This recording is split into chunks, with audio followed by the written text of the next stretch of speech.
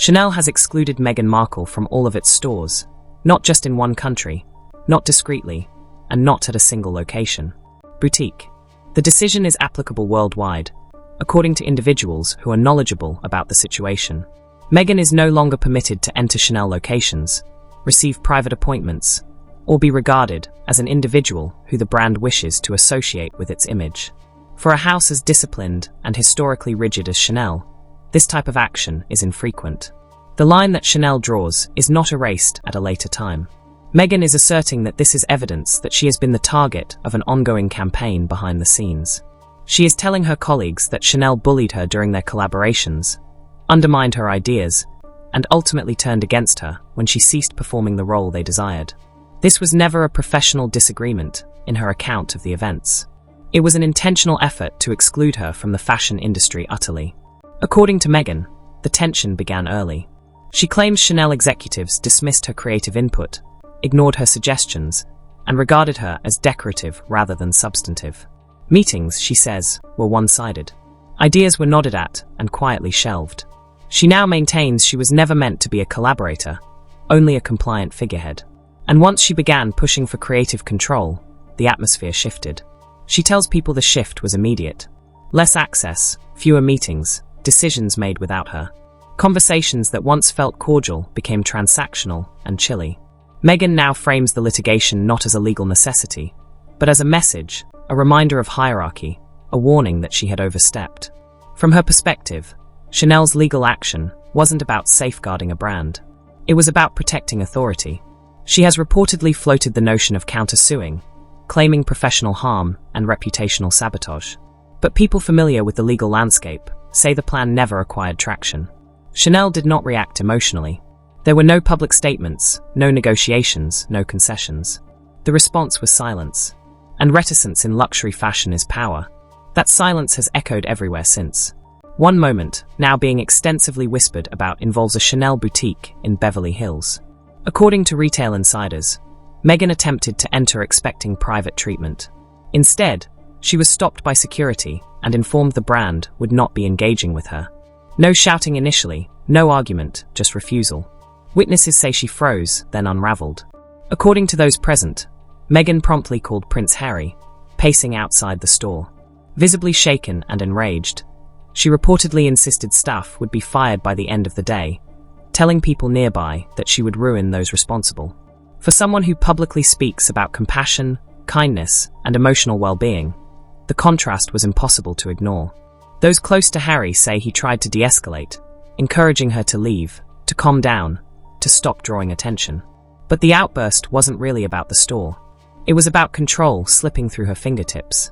When brands stop accommodating, the illusion of influence collapses rapidly, and Meghan, by multiple accounts, is struggling to accept that reality. This incident couldn't have come at a worse time. Financial pressure is reportedly mounting. Projects once expected to generate consistent income have stalled or dissolved. Revenue streams have narrowed. Insiders say Meghan is increasingly anxious, constantly recalculating how to regain relevance before the stillness becomes permanent. The drive to reframe her narrative has become more frantic, more obvious. According to individuals familiar with her thinking, she desperately wants Netflix or Spotify to reconsider, to reopen doors, to validate that she still matters. But the industry climate has shifted decisively. Executives no longer see controversy as momentum. They see exhaustion. Meghan's repeated conflicts, public grievances, and legal disputes have made her radioactive. Instead of being regarded as disruptive in a productive way, she's now seen as someone who brings chaos without return. That's why discourse has reportedly turned to relocation. Canada, Australia, countries she believes might still tolerate her presence. But private polling portrays a grim picture. Public sentiment in both places is described as profoundly negative. The benevolence she once relied on is gone. At the same time, European fashion doors are crashing shut. Paris fashion circles, already agitated by what they describe as gate-crashing and self-invited appearances, have drawn firm boundaries. Major houses are said to have quietly blacklisted her altogether. Not debated, not negotiated, simply agreed upon. The assessment is shared and consistent. Too disruptive, too controlling, too self-focused. Stories circulating inside the industry are relentless. One account describes Meghan shouting at a staff member for bringing her coffee instead of green tea. Not a courteous correction, a public dressing down. According to those familiar with the incident, the staffer quit the following day. Whether exaggerated or not, insiders say it fits a pattern they've heard repeatedly. That pattern is what's destroying her standing. Publicly, Meghan speaks about kindness and mental health. Privately, stories of explosive behavior keep surfacing. Assistants reduced to weeping. Service workers humiliated. Staff hesitant to speak up. Each story alone could be dismissed. Together, they form a reputation that no luxury brand or studio wishes to inherit. And now, even Harry appears to be nearing a breaking point. People close to him say he's finally beginning to comprehend what he's lost. His family, his residence, his identity. He reportedly speaks nostalgically about life in the United Kingdom, about the simplicity of his former routine, about how everything spiraled after departing. According to sources, he's told friends that the decision was a massive error.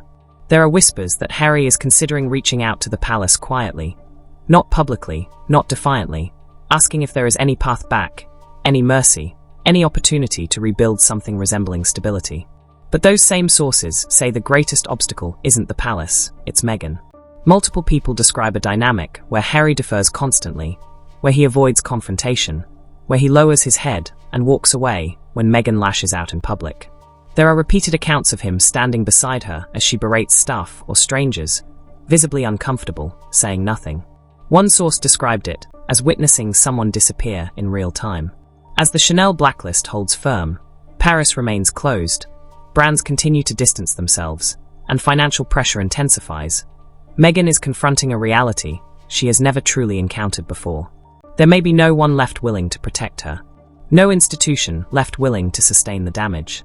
No ally left powerful enough to override consensus. And this time, outrage isn't opening doors. Accusations aren't shifting power. Silence is prevailing. Because in the worlds Meghan once relied on, fashion, entertainment, royalty, silence doesn't imply confusion. It means a decision has already been taken.